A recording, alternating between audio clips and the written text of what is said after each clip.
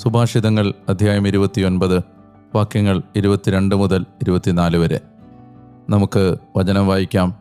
നാം വചനം വായിക്കുമ്പോൾ വചനം നമ്മെ വായിക്കുന്നു. അപ്പസ്തോല പ്രവർത്തനങ്ങൾ അധ്യായം 27. റോമായിലേക്ക് കപ്പൽ യാത്ര. ഞങ്ങൾ ഇറ്റലിയിലേക്ക് കപ്പൽ യാത്ര ചെയ്യണമെന്ന് തീരുമാനമുണ്ടായി. പൗലോസിനെയും മറ്റു ചില തടവുകാരെയും സെബാസ്തെ സൈന്യവിഭാഗത്തിൻ്റെ ശതാധിപനായ ജൂലിയോസിനെ ഏൽപ്പിച്ചു. ഞങ്ങൾ അദ്രാമീത്തിയാത്തിൽ നിന്നുള്ള ഒരു കപ്പലിൽ കയറി. അത് ഏഷ്യയുടെ തീരത്തുള്ള തുറമുഖങ്ങളിലേക്ക് പോകാൻ തയ്യാറായിരുന്നു.